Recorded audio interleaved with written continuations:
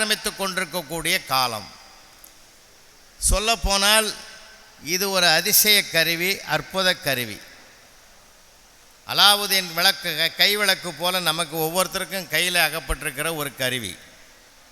ராத்திரி 1 மணிக்கு கூட ஒருத்தருக்கு பணம் அனுப்பலாம், பேங்க்குக்கு போகணுன்னு அவசியம் இல்லை.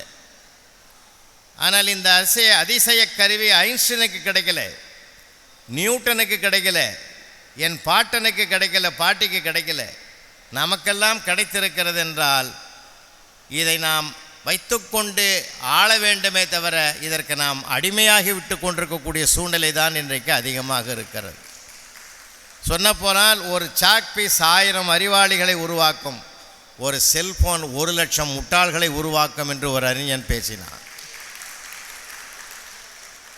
இன்றைக்கி இருக்குது. நம்ம இந்த அவேர்னஸ் பிள்ளைகளுக்கு சொல்லணும். அதனால தான் வெறும் புத்தகத்தில் எல்லாமே இருக்காது. வாழ்வியல் சூழல்களை எல்லாம் நாம் அனுபவத்தின் ரீதியாக பிள்ளைகளுக்கு எடுத்து சொல்ல வேண்டிய காலகட்டம் இப்போ வந்திருக்கு. அதனால தான் நான் கற்றது கடுகளவுன்னு கொடுத்துருக்கேன். 2000 ஆண்டுகளுக்கு முன்பு இருக்கக்கூடிய சங்க இலக்கியங்களிலிருந்து இன்றைய வரையில் வளர்ந்து கொண்டிருக்கிற அத்தனை இலக்கியங்களும் சரி, ஒரு மானுடம் மனித வளத்தோடு வாழ வேண்டும் என்பதற்காகத்தான் படைக்கப்படுபவை. ஆனால் இன்றைக்கு இந்த கருவிகளிலே மக்கள் அகப்பட்டு திணறுகிறதை நாம் பார்க்குறோம். உண்மையிலேயே காலையில் நான் என் கண்ணால் பார்க்கறது தான் நான் பேசுவேன். பல இடங்களில் காலையில் பொங்கு சனி திருக்கோயிலுக்கு போயிட்டு வந்தேன். அடுத்தது எட்டுக்குடி முருகன் கோயிலுக்கு போனோம்.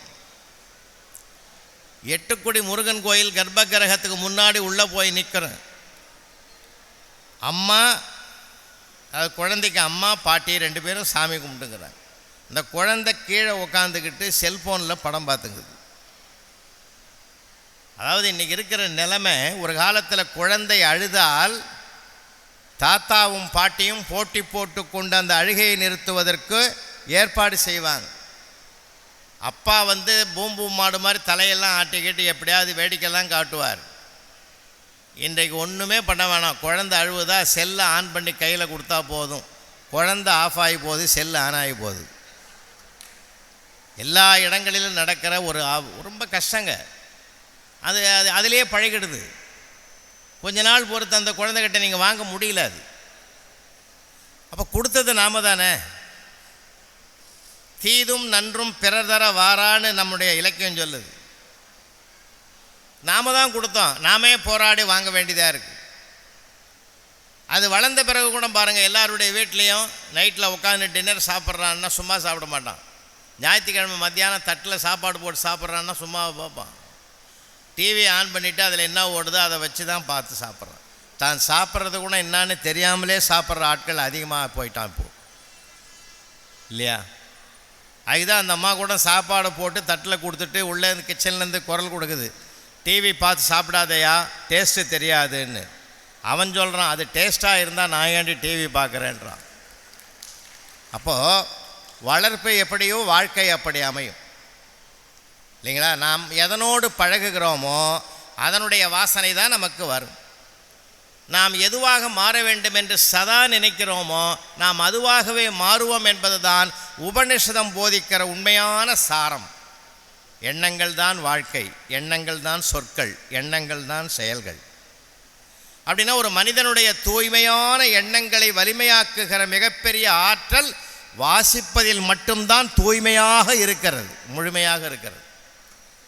பிள்ளைகளுக்கு நம்ம என்னத்தை பண்ணுறது, எல்லாம் பாவம் சப்ஜெக்டே படிச்சுக்குதுங்க. 5 சப்ஜெக்டும் தானா வாழ்க்கை? இல்லவே இல்லை. கொஞ்சம் நிறைய மாற்றணும். நாம் நிறைய வாசிக்கிற பழக்கத்தை 1 மணி நேரமாவது மற்ற நூல்களை படிக்கிற மாதிரி ஒரு பழக்கத்தை உருவாக்கணும். நம்ம வீட்டில் போர் போட்டிருக்கோம், எல்லார் வீட்லேயும் போர் போட்டிருப்பீங்க, செல்லையில் பகுதியெல்லாம் போடுவோம். போர் இறக்கலைன்னு வச்சுங்க, ஏர்லாக் ஆகிட்டுதுன்னா நாங்கள் என்ன பண்ணுவோம், அந்த ஏர்லாக்கை எடுத்துகிட்டு வந்து ஒரு 5 வாளி தண்ணியை பைப்பில் ஊற்றி மறுபடியும் ஸ்டார்ட் பண்ணால் ஃபோர்ஸாக இறைக்கும். ஊற்றின 5 வாளி தண்ணி மட்டும் வெளியில் வர்றதில்லைங்க, ஏற்கனவே பூமிக்குள் ஊறி கிடக்கிற தண்ணீரை வெளியிலே கொண்டு வருவதற்கு அந்த 5 வாளி தண்ணீர் பயன்படுவது போல தான் பிள்ளைகள் படிக்கிற 5 சப்ஜெக்டும் அவனுக்குள்ளே இருக்கிற ஞானத்தை வெளிப்படுத்துவதற்குத்தான் அவை பயன்பட வேண்டுமே தவிர அதுவே வாழ்க்கையாகிடாது, அதுவே அறிவாகிடாது. இப்போ நம்ம பேச்சே குறைஞ்சி போச்ச பிள்ளைகளுக்கு. வருத்தத்தோடு சொல்கிறேன், சிலதெல்லாம் என்னையும் உட்பட தான். பேச்சே குறைஞ்சி போச்சே. நாங்கள்லாம் படிக்கிற காலத்துலேங்க அம்மா முகம்தான் அதிகமாக தெரியும். ஃபேஸ் டு ஃபேஸ் பேசணும். இப்போ எல்லா பிள்ளைகளும் ஃபேஸ்புக்கில் பேசுகிறான். காலங்கள் அப்படி டோட்டலாக மாறுது. நம்ம எவ்வளோ எச்சரிக்கையாக இருக்கணுன்றதுக்காக சொல்ல வரேன். பேச்சு குறைந்து போச்சு, அவருடைய அரவணைப்பு குறைஞ்சி போச்சு. மேதக அப்துல் கலாம் அவர்கள் அக்னி சிறகுகளில் எழுதுகிறார், என் அம்மாவிடத்தில் அன்பை கற்றேன். பாடபுஸ்தகத்தை பற்றி அவர் பேசலை. என் அன்னையிடத்தில் அன்பை கற்றேன், என் அப்பாவிடம் அறிவை பெற்றேன். ராமேஸ்வரத்தின் இடைவிடாது அடிக்கின்ற அந்த அலைகளிடத்தில் இடைவிடாத உழைப்பை கற்றுக்கொண்டேன். என்னுடைய ஆசிரியர் சுப்பிரமணிய ஐயர் அவரிடத்தில் வாழ்க்கையிலுடைய ஊக்கத்தையும் அரவணைப்பையும் நான் கற்றுக்கொண்டேன் என்று எழுதினாருன்னா, ஒவ்வொன்றிலிருந்தும் மனிதன் கற்றுக்கொண்டே இருக்கணும். கற்றது போதும் என்று நின்றிருந்தால் ஒன்றுமே வளர முடியாது. இன்னும் சொல்ல போனால், தேடுதல் உள்ளவனைத்தான் உலகம் தேடும். அப்போ அந்த அறிவு என்பது தேடிக்கொண்டே இருக்க வேண்டும். அந்த தேடுதல் வேட்டையை பூர்த்தி செய்கிற மிகப்பெரிய சிறப்பு தான் ஒரு புத்தக திருவிழாவை நடத்துகிறதனுடைய முழுமையான பயன். நல்ல நல்ல அறிவியல் நூல்கள், ஆன்மீக நூல்கள், நாவல்கள், நல்ல கவிதைகள், அறிவுபூர்வமான கவிதைகள், இவைகளெல்லாம் பிள்ளைகளுக்கு ஒரு முறை வாசிக்க 2 முறை வாசிக்க கற்றுக் கொடுத்தாலே போதும். அப்போ அந்த ஒரு ஆர்வம், ரசனை வந்தாலே போதும். அதெல்லாம் இன்றைக்கி எல்லாமே காணாமல் போய் கொண்டிருக்கிறது. அதனால தான் பிள்ளைகளை இன்றைக்கி என்ன பண்ணுறான், வீட்டுக்குள்ளே சரியான அந்த கருவறைக்குள்ளே சரியாக வழிநடத்தப்படாததனால் இன்றைக்கு என்ன நிலைமைன்னு கேட்டிங்கன்னா, அவன் ஒரு தனித்துவத்தை நோக்கி போகிற ஒரு சிக்கல் இருக்குது. இப்போது இது நம்ம மட்டும் இல்லை, அகில உலகத்திலே இருக்கிறது. ஜப்பானில் மக்கள் தொகையை இப்போ குறைஞ்சி போச்சுன்றான். சீனாவிலையும் குறைவதற்கு வாய்ப்பு வந்துக்கிட்டு இருக்குதுன்றான். ஏன்னா பல நெருக்கடிகள், திருமணமே வேணாங்கிறான். வாழ்க்கையை அங்கே தான் தொடங்குதுன்னு நம்ம முன்னோர்கள் சொல்லி கொடுத்துருக்கிற பூமி இது. இன்றைக்கு பல சிக்கல்கள் வந்திருக்குதுன்னா காரணம் என்னென்னா, உறவுகளிலிருந்து அவன் விலகி இருப்பதனால் உறவுகளின் அருமை கூட அவனுக்கு தெரியாமல் போயிருக்கிறது. தாயற் சிறந்த கோவில் இல்லைன்னு நம்ம நூல் சொல்லுது. தந்தை சொல்மிக்க மந்திரம் இல்லைன்னு சொல்லி கொடுத்துக்கிறது. அன்னையும் பிதாவும் முன்னறி தெய்வம்னு சொல்லி கொடுத்துருக்குது. இன்றைக்கி எல்லாமே அது கொஞ்சம் 2ஆம் பட்சத்தில் இருக்கிற அவலத்தையும் நம்ம பார்க்குறோம் இல்லைங்களா? அதனால தான் பிள்ளைக்கு, இளைஞனுக்கு எனக்கு யார் வழிகாட்டி, எனக்கு யார் முன்னோடி என்று கூட அவனுக்கு தெரியவில்லை. எனக்கு யார் முன்னோடியாக இருக்கணுங்க, முன் உதாரணம் யாராக இருக்கணும், எனக்கு யார் ரோல் மாடல். என்னை பெற்றெடுத்த தாயை விட ரோல் மாடல் உலகத்தில் உண்டாங்க. அவள் சொல்லித்தானே எனக்கு அப்பா யாருன்னே தெரியும். அவள் தானே முதலாக ஆரம்பிக்கிற போது இவர்தான் உன் அப்பா என்று சொல்லிக் கொடுப்பதனால் அப்பாவை தெரிகிறது. அத்தனை உறவுகளையும் அடையாளப்படுத்துபவள் அவள் தானே. சொல்லப்போனால் குழந்தை இடுப்பிலே வைத்துக்கொண்டு ஒவ்வொரு உறவுகளையும் சுட்டிக்காட்டி தாத்தா, பாட்டி, பெரியப்பா, சித்தப்பா, அண்ணன், அண்ணி, அத்தை, மாமா, அப்பா என்றெல்லாம் உறவுகளை அறிமுகப்படுத்துவது அவளுடைய தலையாய கடமையாக இருக்கிறது. ஈன்று புறந்தறுதல் எந்தலை கடனே நான் எழுதணும். ஆனால் அப்பா இடுப்பில் தூக்க மாட்டார், தூக்கி சர்ன்னு தோளில் வைப்பார். எந்த அப்பாவும் இடுப்பில் தூக்க மாட்டார். அப்படி தூக்கினாலும் உட்கார முடியாது நம்மளால். ஏன்னா இடுப்பினுடைய அளவு அப்படி இருக்கும். பையன் சர்ன்னு கீழே இறங்கிடுவான், திரும்பவும் தூக்குப்பான்னு அது ஒரு விளையாட்டாகிடும் அவனுக்கு. அதனால் என்ன பண்ணுவார், தூக்கி தோள் மேலே உட்கார வைப்பார். என்ன அர்த்தம், நான் பார்க்காத உலகத்தை என் தோளிலிருந்தாவது என் உயரத்திலிருந்து பாரடா என்று, பாரடா உனது மானுட பட்டாளத்தை என்று பாவேந்தர் பாரதிதாசன் கூறுவது போல உயர்த்தி உட்கார வைத்து காட்டுவார். அடுத்தது தான் ஆசிரியர் உள்ள நுழைகிறார். அவர் தான் 3வது ரோல் மாடல். உன் காலில் நின்று இந்த உலகத்தை பார் என்று தன்னம்பிக்கையை என்ற ஒன்றை கற்றுக் கொடுப்பவரே ஒரு ஆசிரியராகத்தான் இருக்கிறார்.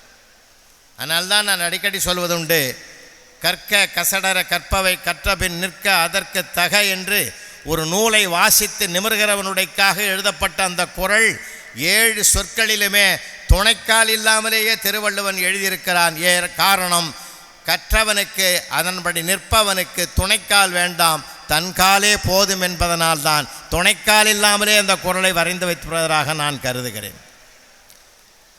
அப்போ ரோல் மாடல் யாருன்னே அவனுக்கு தெரியல, யார் பின்னால் போகிறதுன்னு கூட தெரியலையே அவனுக்கு. அம்மா தாங்க ரோல் மாடல். அம்மாவை நேசிக்கணும், அப்பாவை நேசிக்கணும். அவங்கள கொண்டு போய் முதியோர் இல்லத்தில் விட்டால் 1000 படித்து என்ன பிரயோஜனம்? முதியோர் இல்லத்தில் இருக்க வேண்டும், முதியோர் இல்லத்தில் இருக்கக்கூடாது. புரியுதுங்களா? முதியோர் இல்லத்தில் இருக்க வேண்டும், முதியோர் இல்லத்தில் இருக்கக்கூடாது. அந்த படிப்பினை அவனுக்கு இல்லையே. அதனுடைய விளைவுதான் இன்றைக்கி சமுதாய சிக்கல்கள், பாசத்தின் இயக்கங்கள், பல தாக்கங்கள் இருக்க காரணம் அதுதானே. அம்மா தாங்க ரோல் மாடல். நடப்பவர்கள் ரோல் மாடலே தவிர நடிப்பவர்கள் ஒருபோதும் ரோல் மாடலாக முடியவே முடியாது. இவர்கள் பழுது பார்ப்பவர்கள், அவர்கள் பொழுதுபோக்குகிறவர்கள்.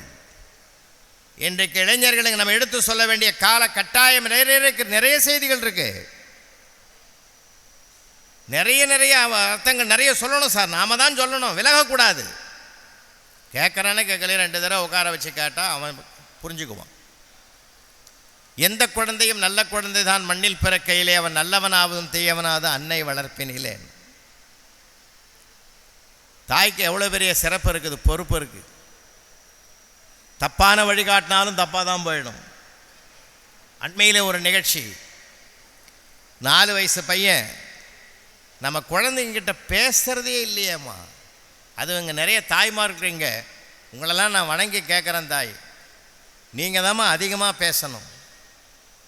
ஒரு தாய் அந்த பிஞ்சு நிலமாகிய மனதிலே விதைகளை நீங்கள் விதைத்து விட்டால் இந்த சமுதாயம் அவனை ஒன்றும் பண்ணாது.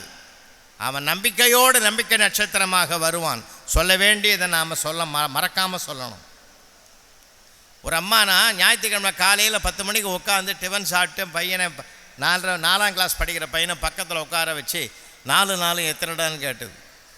10ன்னா. ஏன்டா உங்கள் ஒப்பநாட்டமே பேசுகிற?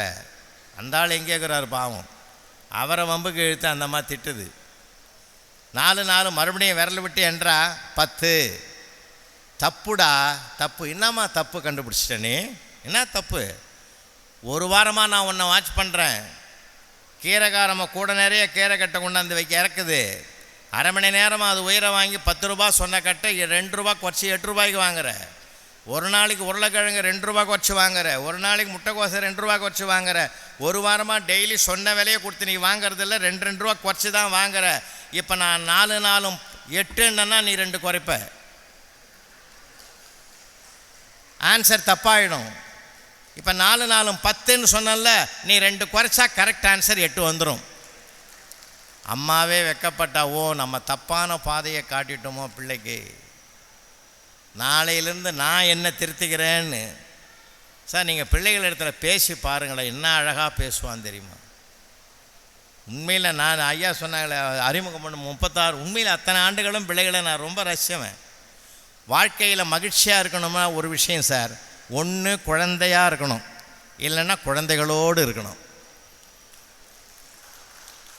ரொம்ப மகிழ்ச்சியாக இருக்கணும்னா குழந்தையாக இருக்கணும், இல்லைன்னா குழந்தைகளோடு இருக்கணும். நான் அதனால தான் சொல்கிறேன், அந்த அவார்டு, நேஷ்னல் அவார்டுன்றது இந்த நாட்டில் எல்லாருக்குமே கொடுக்க வேண்டியது யார் தெரியுமா?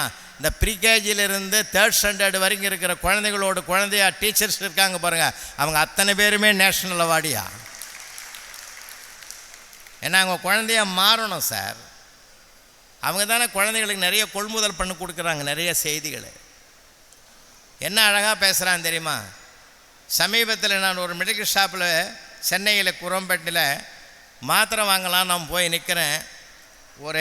ஒரு அப்பா சின்ன பையன், ஒரு 5வது படிப்பான்னு நினைக்கிறேன், அவனை கூட்டின்னு வந்திருக்கிறார். அவங்க வீட்டில் எறும்பு தொல்லை போலகுது, அரிசி பக்கம் டப்பால் நிறையா வருது போலகுது. எறும்பு மருந்து இருக்குதான்னு கேட்டார் சார். உடனே அந்த பையன் கேட்டான், ஏன்பா எறும்புக்கு உடம்பு சரியில்லையான்னு கேட்டான். சார் ஆச்சரியமான விஷயம், அப்பா ஒரு செகண்ட் யோசிச்சார். சார் நான் எறும்பை அழிக்கிறதுக்கு மருந்து கேட்குறேன், மருந்து கடைக்கு வந்தாலே நல்லாவதுக்கு தான் மருந்து வாங்குவாங்கன்றது பையன் நல்ல நோக்கத்தில் கேட்குறான். இவன் மனசுக்குள்ளே வள்ளலாரை நான் அழிக்க விரும்பவில்லை, இந்த ஜீவகாருண்ய ஒழுக்கத்தை நான் காப்பாற்றுவேன் அப்படின்னு சொல்லிட்டு எனக்கு எறும்பு மருந்து வேணான்னு திரும்பிட்டார் சார். அப்போது ஒரு பிள்ளைகளோடு பேசுனதுனால வந்த ஒரு பெரிய மாற்றம் எப்படி இருக்குது பார்த்தீங்களா? குழந்தைகளை நம்ம ரசிக்கணும். முதல்ல வாழ்க்கையில் எல்லாத்தையுமே ரசிக்கணும் சார். புத்தகம் கூட வாசிக்கிற போது அப்படி கடகடன்னு எத்தனை பக்கம் படிச்சோமான்றது முக்கியம் இல்லை, என்ன படித்து புரிஞ்சிருக்கணும் தான் மிக மிக முக்கியம். ரசிக்கணும் சார், ஒவ்வொரு வார்த்தையும் ரசிக்கணும். ஒரு எழுத்தாளனுடைய உயிர் அது, ஒரு எழுத்தாளனுடைய ஜீவன் அது. ஒவ்வொரு எழுத்திலும் ஒரு எழுத்தாளன் வாழ்ந்து கொண்டிருக்கிறான். அந்த எழுத்தை நம்ம நேசிக்க நேசிக்க சுவாசிக்க சுவாசிக்க தான் அதனுடைய ஆழமும் அர்த்தமும் தெரியும். அந்த எழுத்தாளனோடு நம்ம பயணம் பண்ணணும். எழுத்தாளனோடு நீங்கள் எழுதுறது சும்மா இல்லை சார். ஒவ்வொரு எழுத்தாளனும் ஒரு படைப்பாளனும் ஒரு கடவுளுக்கு சமமானவன். ஏன்னா அந்த காலத்தை வென்று, இன்னும் சொல்ல போனால் காலம் எழுத்தாளனை கூட கொல்லும், ஆனால் எழுத்தாளனுடைய எழுத்து காலத்தை கொன்று வென்று நிற்கும். அப்படி ஒரு சிறப்பு அந்த நூலுக்கு உண்டு. எங்கள் தாம்பரத்தில் ஒருத்தர் புத்தகம் எழுதினார் சார். அந்த நூலுக்கு பாராட்டி பண்ணி தாம்பரம் மாநகராட்சி ஒரு பரிசு கொடுத்து 1 லட்சம் ரூபாய் பரிசு கொடுத்தது. அந்த மாபெரும் கூட்டத்தில் அந்த மனுஷன் என்ன பண்ணார், தன் சம்சாரத்தை கூப்பிட்டு மேடையில் ஏற்றி இந்த 1 லட்சம் ரூபாய் என் ஒய்ஃபுக்கு தான் பொருந்தும்னு கையில் கொடுத்தாரு. அந்த அம்மா கை நடுங்கின்னு வாங்கின்னு வந்து கீழே உட்காந்து வீட்டுக்கு வந்தது. ஏயா திடீர்னு கூப்பிட்டு உன் கையில் கொடுத்த ரூபாய் என் கையில் கொடுத்தியே, அது என்ன புத்தகம் பேர் கூட எனக்கு தெரியாது, யாராவது இதுக்குன்னே சில பேர் தெரிகிறான் பேட்டி எடுக்கிறதுக்கு, அவன் வந்து ஏதாவது ஒன்று கேட்டுட்டு நான் ஏதாவது தப்பாக சொல்லியிருந்தா என்ன நிலமை ஆகியிருக்கும், எனக்கு ஏன் அதை கொடுத்தேன்னு. நான் சும்மா செய்வேனா எந்த வேலையும், அதில் ஒரு அர்த்தம் இருக்கும். நீ உங்கள் அம்மா வீட்டுக்கு என்கிட்ட கோச்சிங்னு போனல 2 மாதம், அப்போ எழுதின புஸ்தகம் அது. அதனால தான் அந்த 1 லட்சம் ரூபாய் உனக்கு தான் பொருந்தும்னு கொடுத்தேன். நீங்கள் எழுதுறது லேசான விஷயம் இல்லை சார்.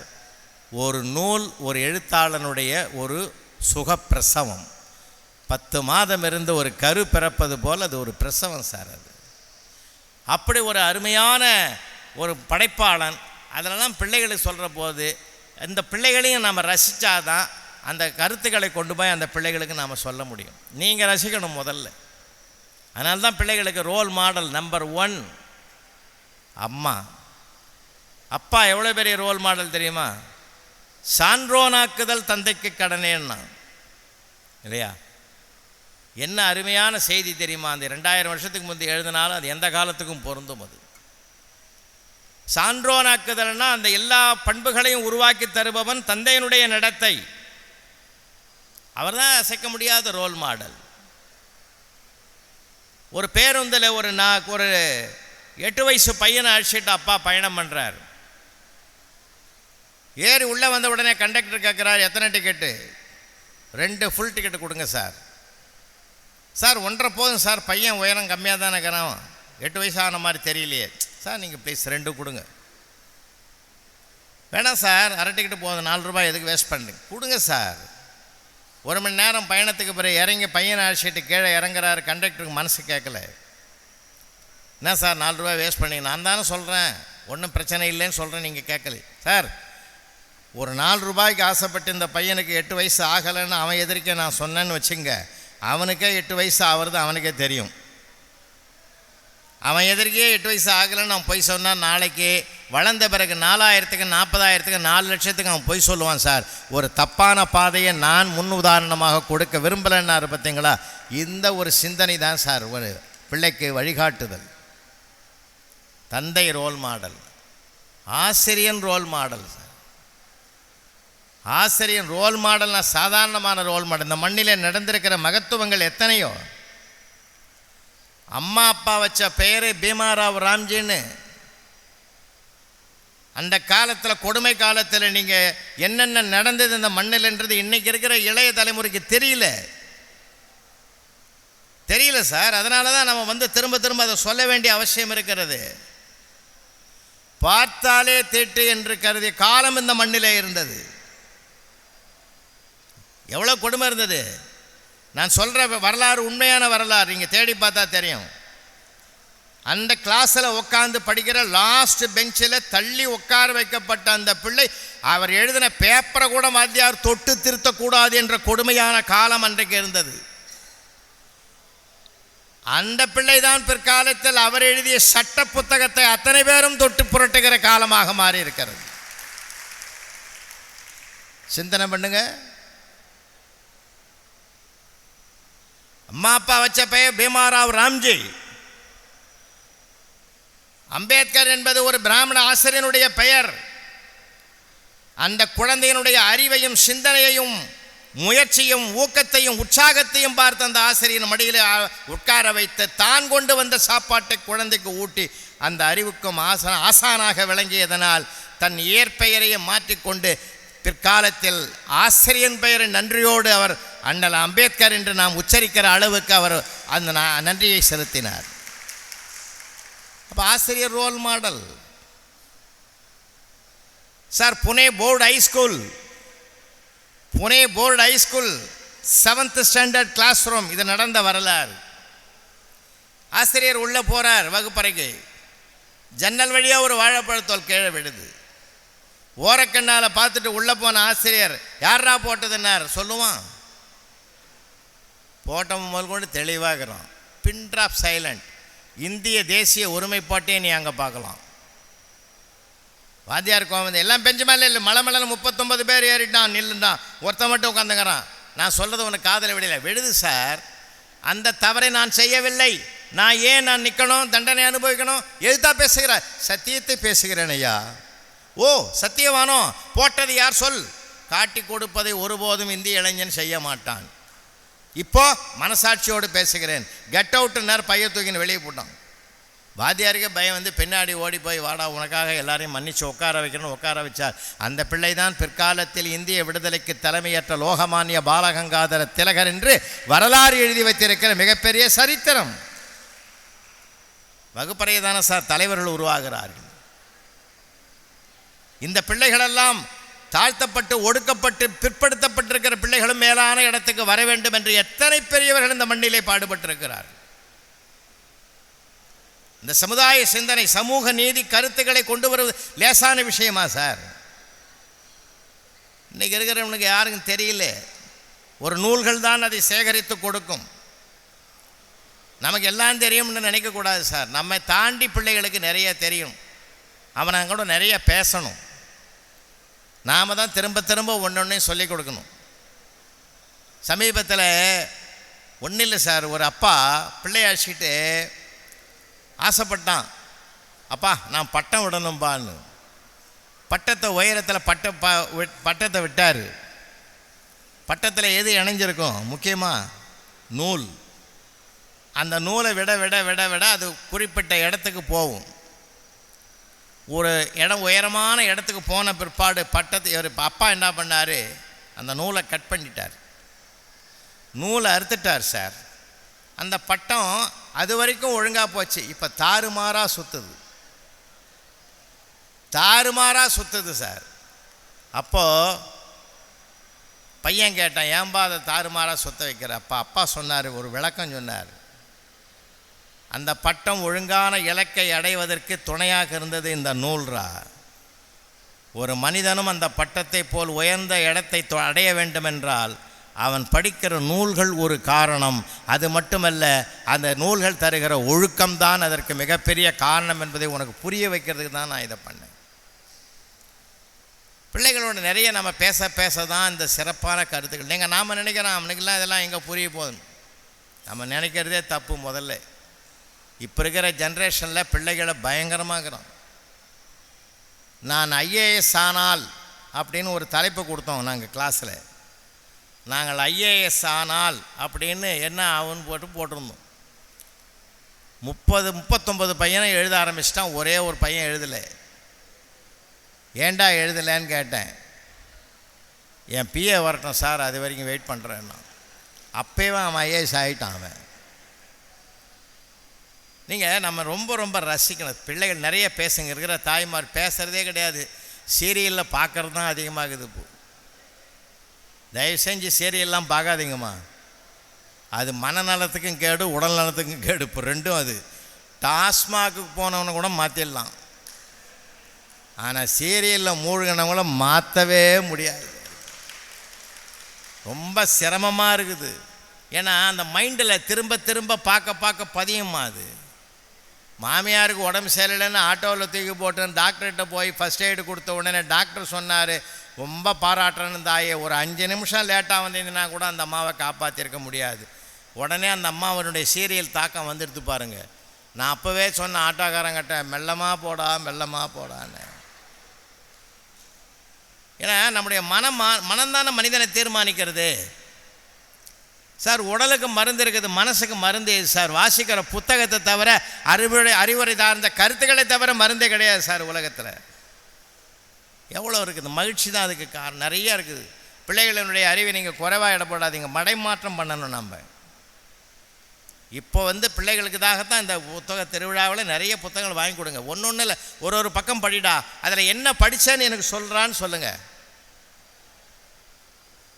சார். எனக்கெல்லாம் ஆசிரியர்கள் இங்கே நிறைய பேர் தான் உங்களை வணங்கி கேட்குறேன். உங்களுக்கு நெருக்கடியான காலம்தான் இப்போது. நாங்கள் ஆசிரியராக இருந்தது வேறு, இப்போ இருக்கிற நிலைமை வேறு, கஷ்டம்தான். அன்றைக்கி கூட ஒரு வாத்தியார் கேட்டிருக்கிறாரு, முருகனை வளர்த்தது யாருன்னு. டிஎம் சௌந்தரராஜன் எழுதிக்கிறான். ஏன்னா அவர் தான் முருகனை பற்றி நிறைய பாடியிருக்கிறாருன்னு. அவனுக்கு என்ன பண்ணுவான், அந்த உலகம் மீடியாவில் நிறைய போய் தேடுறான், கூகுளில் போய் தேடுறான்.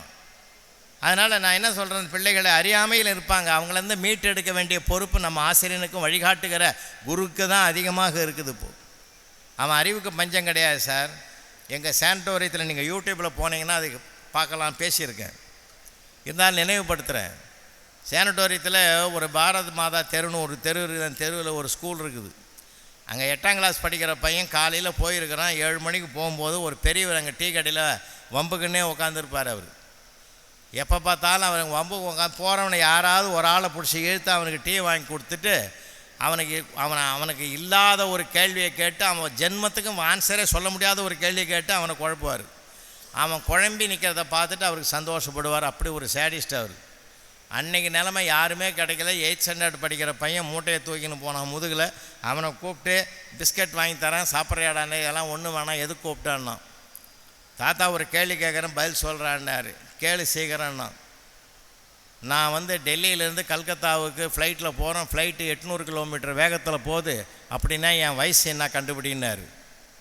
இந்த கேள்வியில் ஏதாவது நியாயங்குது, தர்மம் இருக்குது? அவன் பையன் கம்முன்னு இருந்தான். ஏன் புரியலையான்னாரு. புரியுது, ஒரு நிமிஷம் டைம் கொடுங்கண்ணா. யோசனை பண்ணி சொன்னான். உங்களுக்கு 60 நடக்குதுன்னா. கட்டி பிடிச்சினார் பெரியவர். எப்படா என் செல்லம் கண்டுபிடிச்சேன்னார். அதெல்லாம் ஒன்றும் இல்லை, எங்கள் வீட்டில் எங்கள் அண்ணன் ஒருத்தங்கிறான், உன்னை விட ஏடா கூடமாக பேசுவான். அவன் என்ன பேசுகிறான்னு எங்கள் யாருக்குமே புரியாது. ஆனால் அவன் சொந்த பேரை மறந்து போச்சுப்போ. அவனை ஒரு அரக்கருக்கு இங்கே வாடான்னு தான் எங்கள் அப்பா அம்மாலாம் கூப்பிடுவாங்க, நானும் கூப்பிடுவேன். அவனுக்கு வயசு 30. அரக்கருக்கு 30ன்னா முழுக்கருக்கு 60 தானே இருக்கணும்னு நானே முடிவு பண்ணேன்னா. அந்த பெரியவர் டைரி எடுத்து எழுதினார், இனிமேல் வாழ்நாளில் எவனையுமே கேள்வி கேட்க மாட்டேன்னு. ஏன் சொல்கிறேன்னா, எல்லாம் பிள்ளைகள்லாம் இப்போல்லாம் ப்ரில்லியண்ட்டாக இருக்கிறான், அஞ்சாமல் இருக்கிறான். அவனுக்கு கொஞ்சம் மடைமாற்றம் பண்ணணும். அறிவு தெளிவை உருவாக்க வேண்டியது மிகப்பெரிய கடமை. ஏன்னா தாத்தா பாட்டியெல்லாம் பேசின காலம் இந்த மண்ணில். வாழ்க்கையே ஒரு கேள்விக்குறியாக இருக்குது சார். இப்போது ரொம்ப வருத்தத்தோடு சொல்கிறேன்.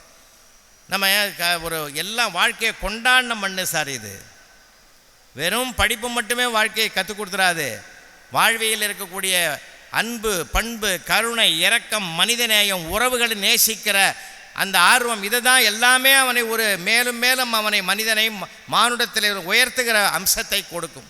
எதிலிருந்தும் எதையும் அவன் கற்றுக்கொண்டே உயரணுன்றதுக்கு தான் வாழ்க்கையின் அம்சங்களை வச்சான். ஒரு காலகட்டத்தில் பார்த்தீங்கன்னா கல்யாணம்லாம் நடக்கும்போது எப்படி சார் நடந்தது உங்களுக்கு தெரியாது, இல்லை மூத்தவங்களுக்கு தெரியும்.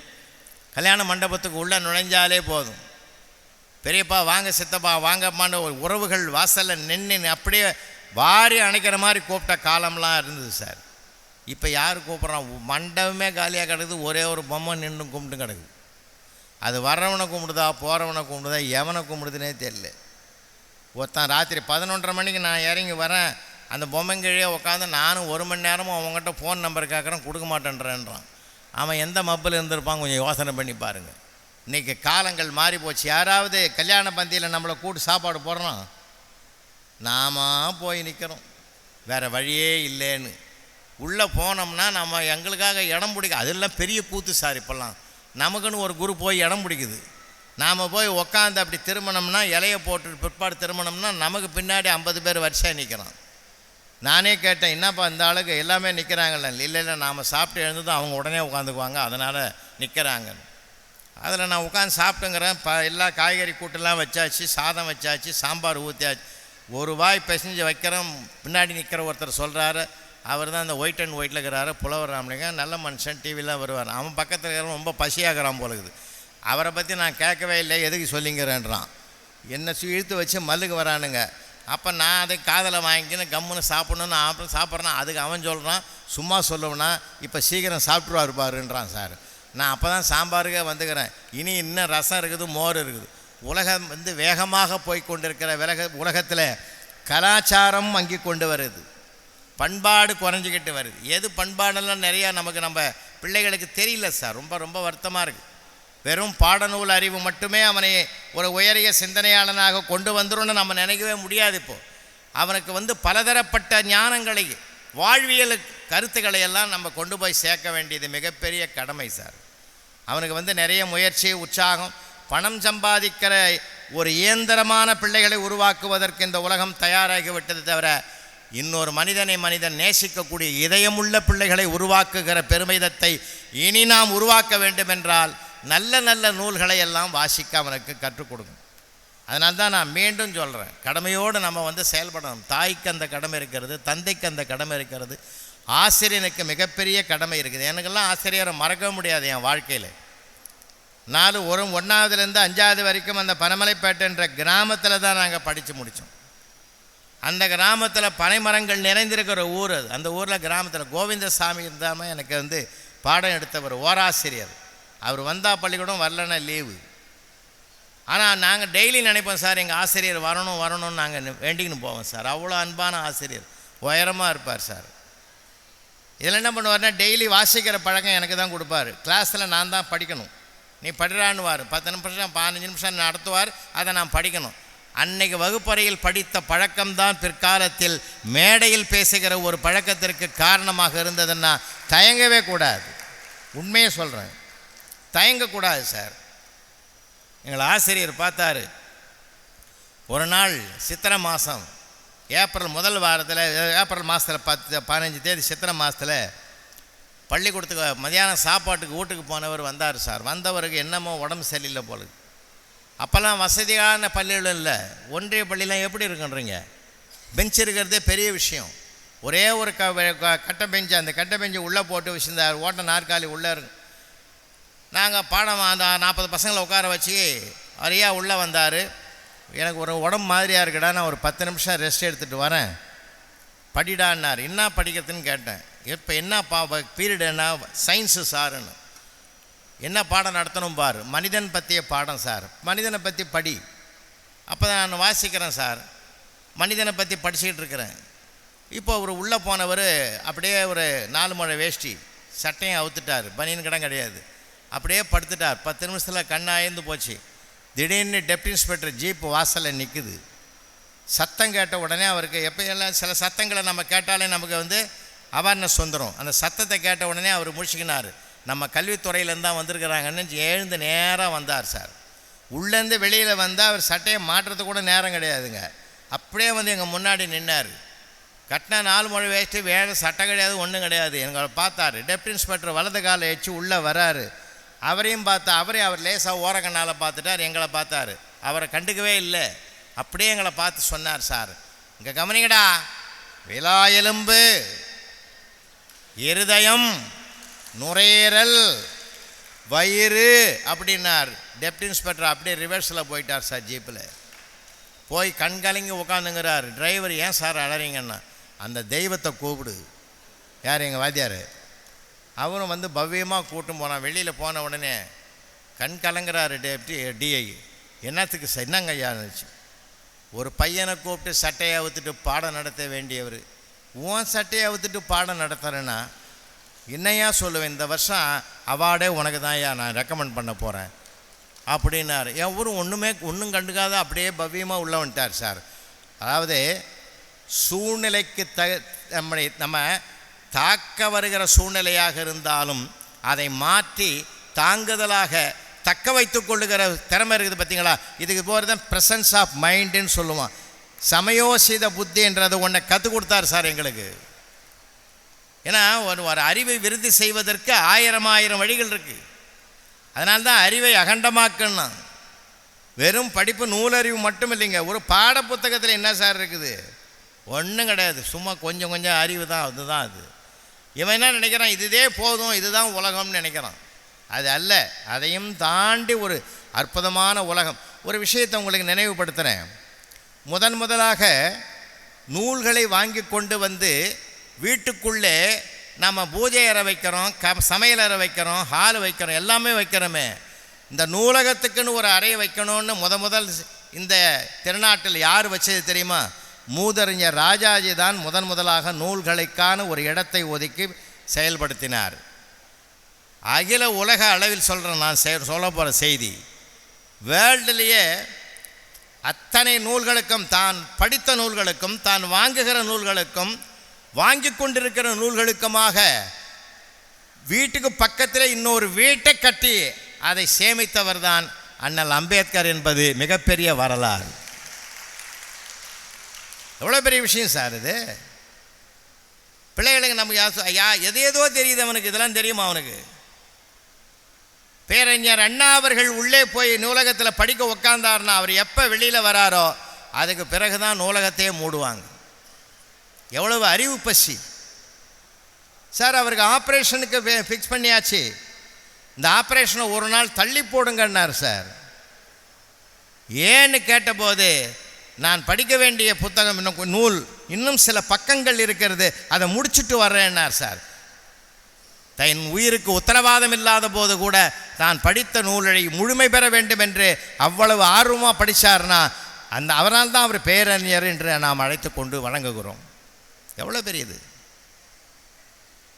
பகத்சிங் தூக்கிலிடுவதற்கு முன்பு வரை வாசித்து கொண்டிருந்தான். நீங்கள் அந்த வாசிக்கிற பழக்கத்தை உருவாக்கிட்டீங்கன்னா, படிக்கிற பழக்கத்தை உருவாக்கிடுங்க முதல்ல. அவன் எதனா எழுதின்னு வந்தான்னா கூட சந்தோஷமாக பாராட்டுங்கன்ற. நான் பாராட்டுறதும் இப்போ இல்லை. பையனை எவ்வளோ தாக்கம் சமூகம் தாக்கியிருக்குது பற்றி தெரியுமா உங்களுக்கு? பிப்ரவரி மாதம் 14ஆம் தேதி ஒரு அப்பா பையனை கூட்டு கேட்குறாரு, இன்றைக்கி என்னடான்னாரு. காதலர் தினமானா செவிலே விட்டார். காதலர் தினமா? கரண்ட் பில்லு கட்டுறதுக்கு லாஸ்ட் டேட்ரா அன்றைக்கி. ஏன்னா அவருக்கு அவலை அவருக்கு அவங்க அவலை அவனுக்கு. நம்ம ஆளுங்க தேதி வைக்கிற மாதிரி உலகத்தில் எவனுமே வைக்க முடியாதியா. பிப்ரவரி 14 காதலர் தினம், நவம்பர் 14 குழந்தைகள் தினம். கரெக்டாக கணக்கு போடுங்க, 10 மாதம் கேப் இருக்குது. அவன் தெரிஞ்சு வச்சானா தெரியாமல் வச்சானான்னு எனக்கு இன்னும் சந்தேகமாகுது. சில நேரங்களில் ஓய்வாக இருக்கிற நேரத்தில் கிறுக்குத்தனமாக மூளை யோசிக்குது. வாழ்க்கையில் எவ்வளவோ விஷயங்கள் இருக்குது, தெரியாத சமூகம் அவனுக்கு கற்றுக் கொடுக்குது சார். சமூகம் அவனுக்கு கற்றுக் கொடுக்குது. அதைத்தான் நான் அவன் வருத்தமாக சொல்கிறேன். அதில் அடிமையாயிட்டானே. இன்றைக்கி மேதையாக வேண்டிய பிள்ளைகளெல்லாம் போதைக்கு அடிமையாகிற பல சிக்கல்கள்லாம் வெளியில் சமூகத்து சிக்கல்கள் இருக்குதுன்னா, தாயும் தந்தையும் ஆசிரியனும் எச்சரிக்கையாக அவர்களுக்கு விழிப்புணர்வு ஊட்ட வேண்டிய காலம் இருக்கிறது. சாதாரணமான விஷயம் நிறைய. அவனுக்கு தகுந்த நூல்களை வாசிக்கானு பாராட்டுங்க. அவன்னா எதை எழுதி வந்தாலும் பாராட்டுங்க. என்னுடைய வகுப்பறையில் எவ்வளோ பேர் சிந்திக்கிறான்னு தெரியுமா சார்? ஒன்றை சொல்லி நான் நிறைவு செய்கிறேன். ரொம்ப அருமையான பசங்கள்லாம் இருக்காங்க சார். நீங்கள் நினைக்காது, நம்ம நினைக்கிற விட அறிவாளி உள்ளே இருக்கிறான் கிளாஸில். ஒரு தடவை நான் ஈரோடு பக்கத்தில் சித்தோடில் பேசிட்டு அங்கே 5 நாள் மகாபாரதம் சொற்பொழி பண்ண வந்தேன் சார். அது ஒரு அனுபவம். ஒரு 3 நாளாக பார்க்குறேன். ஒரு நடுத்தர வயதுடைய ஒரு அம்மா மூத்த ஒரு அம்மாவை கைப்பிடிச்சி அழைச்சின்னு வந்து சேரில் உட்கார வச்சு கதை கேட்கும். கதை கேட்டுட்டு பவ்யமாக ஆட்டோவில் அழைச்சின்னு போடும். எனக்கே மனசு கேட்கல. 4ஆவது நாள் கேட்டேன் அந்த அம்மா, வாம்மா உங்கள் பெத்த தாயான்னு கேட்டேன். இல்லை சார் எங்கள் மாமியாருன்னு. இந்த நூற்றாண்டில் மாமியாரை கைப்பிடிச்சி அழைச்சின்னு வந்து உட்கார வச்சு கதை கேட்டு வீட்டுக்கு பவ்யமாக அழைச்சும் போறையே, தாயே உன்னை வணங்குறேன்னு. அதெல்லாம் ஒன்றும் இல்லை சார், மகாபாரதம் கேட்டால் உசுரே விட்டுருவேன்னு சொன்னாங்க. நானும் 3 நாளாக கொண்டாந்து உட்கார வைக்கிறேன், அது நடக்கலைன்னுச்சது. அப்போ எனக்கு பயம் வந்துடுது. நான் பேசி ஒரு உயிர் போகிற மாதிரி இல்லை, அதுலேயும் ஒன்று இருக்குது. அதனால் அந்த மாதிரி ஒரு அனுபவம்னு வச்சிங்களேன். அங்கே பேசி முடிச்சுட்டு 5 மணிக்கெலாம் முடிச்சுட்டு ஏற்காடு எக்ஸ்பிரஸ் பிடிச்சி காலையில் 7 மணி வீட்டுக்கு போய் வர்றது முடியாதுன்னு சொல்லி புறம்பேட்டை ஸ்கூலில் கொண்டு போய் அந்த பேக்கெல்லாம் போட்டுவிட்டு அங்கேயே குளித்து ரெடியாக கிளாஸ் ரூமுக்கு போகிறேன் sir. 7th standard class second period. உள்ளே நுழையிறேன். உள்ளே நுழைஞ்சதை என்னப்பா பாடம்னு. திருக்குறள் சார்னா. சபாஷ். சரி, திருக்குறளில் எந்த தலைப்புடான்னு. சுற்றந்தழால் சார்னா. சபாஷ். காக்கை கரவா கரைந்துண்டு மாக்கமும் மண்ணை நீராக இருக்க உள்ள அந்த குறள் தானே. ஒரு பையன், சார் எப்படி சார் பார்க்காமே சொல்கிறீங்க? டேய் 3 வருஷமாக நடத்துகிறேன், கம்முன்னு இருக்கு. 3 வருஷமாக நடத்துகிறவங்க ஞாபகம் இல்லாத இருக்குமா? உட்காரு. அப்போ நான் சொன்னேன், எப்பயுமே நான் ஆன்சர் நேராக சொல்கிறதில்லை, அவன் வாயால் விளையாடுறது. 7 மேலே எழுந்துரு, காக்கா பார்த்துருக்கிறியா? சார் என்ன சார் இப்படி கேட்குறீங்க? அமாவாசை கத்திக்க ஏகாதசிக்கெல்லாம் எங்கள் அம்மா சோறு கொண்டு போய் முதல்ல வைக்கிறேன் சார். காக்கான்னு ஒரு குரல் கொடுங்க சார். ஒரு 10-15 காக்கா அப்படியே ரவுண்ட் அடித்து உட்காருங்க சார். சத்தம் போடாது சார், சண்டை போடாது சார், பிரச்சனை இருக்காது சார், அப்படியே ஷேர் பண்ணி சாப்பிடும் சார். இதை தாண்டா திருவள்ளுவர் சொல்கிறாரு. காக்கைக்கு தன் சோறு வைத்த போது அதை பகிர்ந்து சாப்பிடுவது போல செல்வம் வந்த போது உன் உறவுகளோடு பகிர்ந்து சாப்பிடுன்னு திருவள்ளுவர் சொல்கிறாருன்னா. சபாஷ் சார், சபாஷ் சார். இன்னொருத்தன், சார் ஒரு டவுட்டு. என்னடா டவுட்டு? இது எக்ஸாமுக்கு வருமா சார்? வரும்டா, வரும்.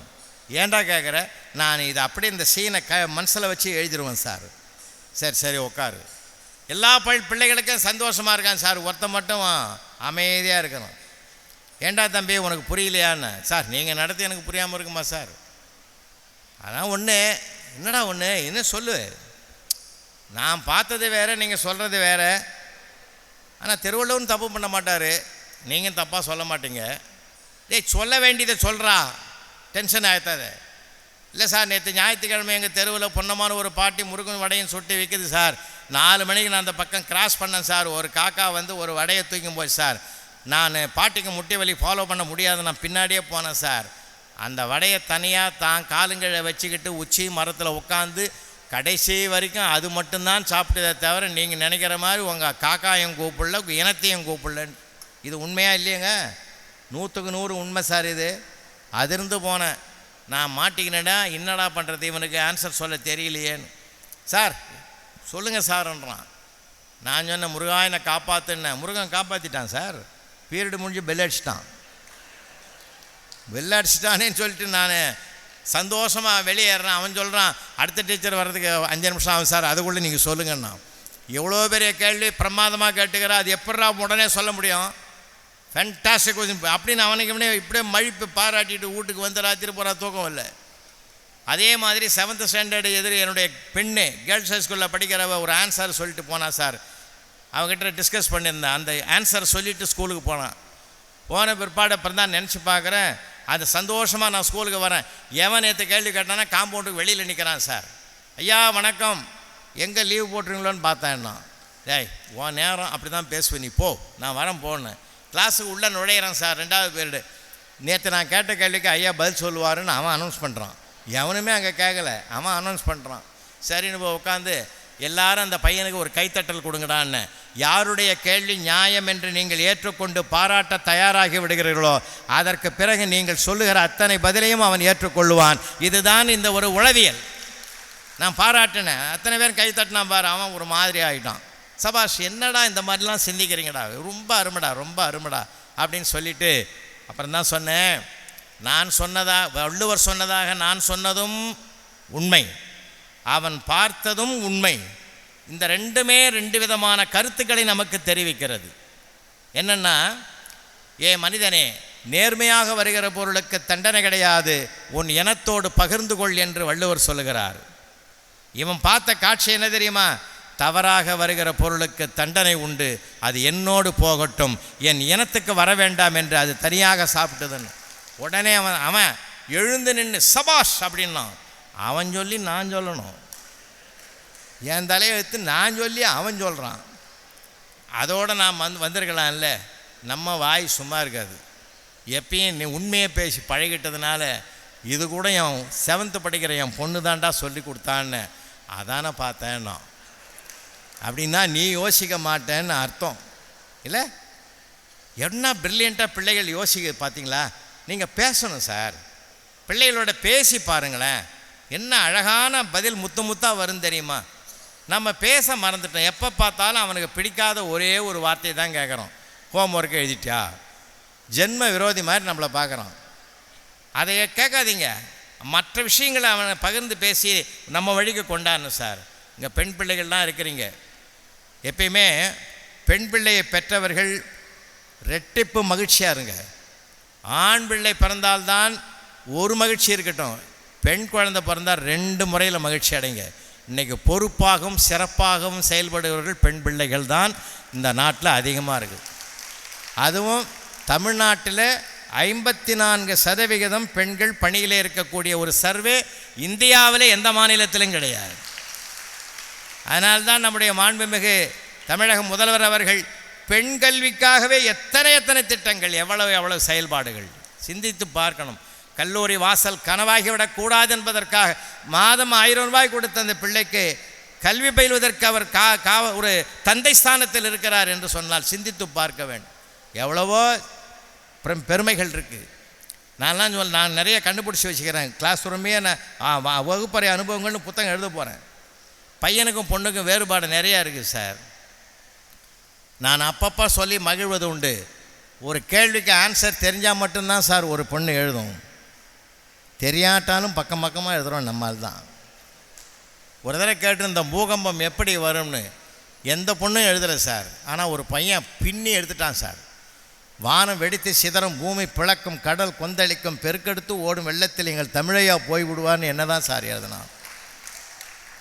அவரை தொடர்ந்து ஆடு மாடுகளெல்லாம் போகும்னா என் படித்து பார்த்துட்டு மனம் பதறி போய் அவனை கிட்ட கூப்பிட்டு 7th படிக்கிற போது இவ்வளோ வன்முறையாக எழுதிக்கிறேடா, நான் அப்படி என்னடா உனக்கு தப்பு பண்ணேன், ஏண்டா அப்படி எழுதினேன்னு ஓன்னு அழுதான் சார். தான் செய்த தவறுக்கு வருந்தி அழுவதை விட மன்னிப்பு உலகத்தில் கிடையாது. அழாத நான் ஒன்றும் சொல்லலை, அழாத. நான் அது கழுவலை ஐயா, நீங்கள் படித்து பார்த்து திருத்துவீங்கன்னு நான் நினைக்கவே இல்லை ஐயா. அதனால் எல்லாத்தையும் ரசிக்கணும் சார். நீங்கள் நல்ல குழந்தைகள் தினம்னு ஒன்று கொண்டாடுறோம்ல, குழந்தைகள் தினம் என்று ஒன்றை கொண்டாடக்கூடாது, குழந்தைகளை தினமும் கொண்டாட வேண்டும். அதுதான் வாழ்க்கையினுடைய மகிழ்ச்சி. என்ன மகிழ்ச்சி சார். அதான் பிள்ளைகளோட நம்ம நெருங்கி பேசுங்களேன். குறிப்பாக அம்மா அப்பா நிறைய பேசுங்க.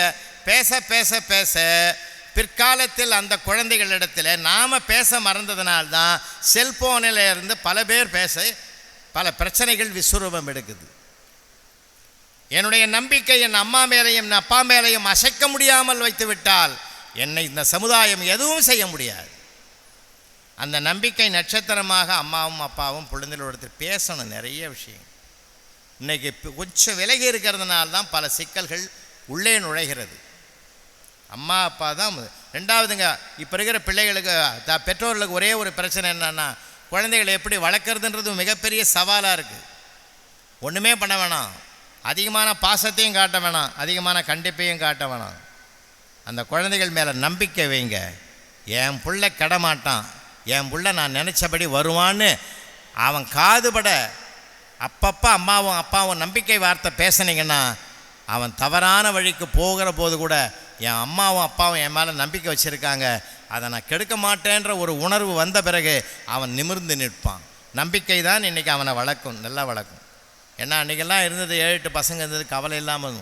இன்றைக்கெல்லாம் ஒன்று வச்சுருக்கிறோம். அவனுக்கு தகுந்த மாதிரி சொல்லணும் சார். அவனுக்கு யாருக்கு எப்படி சொல்லணுமோ அப்படி சொல்ல பழகிட்டோம்னா அந்த சொல்ல கற்றுக்கொள்ளுகிறதும் கூட நமக்கு நிறைய பேருக்கு தெரியல. வார்த்தைகள் என்பது பலம், வார்த்தைகள் என்பதே பலவீனம். ஒரு வார்த்தை கொல்லும், ஒரு வார்த்தை வெல்லும். அந்த எது வெல்லுகிற வார்த்தைன்னு நாம் தேர்வு செஞ்சு பேசணும். அது எல்லா இதுலேயும் வராது. அதனால தான் நான் கற்றது கடுகளவுனா, நமக்கு தெரியாது எத்தனையோ இருக்குது. ஒருவனை ஜெயிக்கணும்னா நம்ம வார்த்தைகள் தான் சார் ஜெயிக்க வைக்கும். வார்த்தைகள் பலம், அந்த பலமான வார்த்தைகளை தேடுவோம். நீட் எக்ஸாமில் ஒருத்தன் ஃபெயில் ஆகிட்டான்னு சேலத்தில் பக்கத்தில் ஏற்காடு மலையில் இருக்கிற அங்கே செல்ஃபோன் டவரில் போய் ஏறிட்டான் சார் சூசைட் பண்ணுறதுக்கு. ஊரே திரண்டு வந்து அவனை காப்பாற்றி வீட்டுக்கு கூட்டின்னு வர நேரத்தில் அவன் இறங்கவே மாட்டேன்ட்டான் சார். கடைசியில் அவன் ஃப்ரெண்டு ஓடியாந்தான். டேய் நண்பா, நல்ல வேளை நீ விழாமல் இருக்கிற, சந்தோஷம். நான் சொல்கிறத ஒரு பொறுமையாக கேட்டுன்னு முடிவெடுறா, விழுந்துடாதரா. வரும்போது ஒரு பெரியவரை கேட்டேன், இந்த மாதிரி உயரமான இடத்துலேருந்து விழுந்து அகால மரணம் அடைஞ்சால் என்ன ஆகும்னு கேட்டேன். அடுத்த பிறவி இருக்கும்னாரு. ஒருவேளை உனக்கு அடுத்த பிறவி எடுத்தா மறுபடியும் நீ எல்கேஜிலேருந்து படிக்கணும்டா, கொஞ்சம் யோசிடான்னா சார். மலமலன்னு இறங்கிட்டான் சார் அவன். இனி ஒரு பிறவி எடுத்து மறுபடியும் எல்கேஜிலேருந்து எவன்டா படிக்கிறது, முடியவே முடியாது. அதை விட நான் இந்த உலகத்தில் ஃபெயிலானாலும் பரவாயில்லன்னு கீழே இறங்கி வந்தான்னா, யாருக்கு எப்படி சொல்லணுமோ அப்படி சொல்லணும். அது யாரால் முடியும்னா அம்மாவால் முடியும், அப்பாவால் முடியும், ஆசிரியனை தவிர வேறு யாராலும் முடியாது. இந்த 3 பேரும் ஒன்றா சேர்ந்தாக்கா அந்த பிள்ளைகளை இது பண்ணலாம் சார். அவனை ரசிங்க. 2nd ஸ்டாண்டர்ட் படிக்கிற பையன் அப்பாவை போய் கேட்குறான், சார் டேடி நாளைக்கு ஒரு ஸ்மால் பேரண்ட் மீட்டிங் இருக்குது, நீ வரணுன்னா. ஏய், பேரண்ட் டீச்சர்ஸ் அசோசியேஷன் மீட்டிங் இருக்குது, அது என்னடா ஸ்மால் பேரண்ட் மீட்டிங், உனக்கு ஒன்றுமே தெரிலப்பா.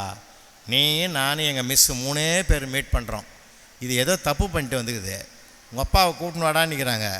அதுக்கு பேரண்ட் ஸ்மால் பேரண்ட் மீட்டிங்னு சொன்னான் பார்த்தீங்களா. அவனுடைய சிந்தனையை பாராட்டணும், அவனுடைய சமயோசியத்தை பாராட்டணும். எப்பயுமே குழந்தைகளுடைய மழலை மொழியை பாராட்ட மகிழ கற்றுக்கொண்டால் நமக்கும் ஆயுள் நீடிக்கும்யா, நமக்கும் சந்தோஷம் மகிழ்ச்சி வரும், பிள்ளைகளுக்கும் மகிழ்ச்சி வரும். அந்த உறவில்தான் பல நீதிகளையும் அறங்களையும் அவன் மனசில் விதைக்கணும்னு சொல்லி இந்த நல்ல வாய்ப்புக்கு நன்றி கூறி திருவாரூர் 4வது புத்தக திருவிழாவை வாழ்த்து விடைபெறுகிறேன். நன்றி, வணக்கம். இந்த தகவல் உங்களுக்கு பிடிச்சிருந்தா லைக் பண்ணுங்க, உங்க ஃப்ரெண்ட்ஸுக்கு ஷேர் பண்ணுங்க, மறக்காம எங்க சேனலுக்கு சப்ஸ்கிரைப் பண்ணுங்க.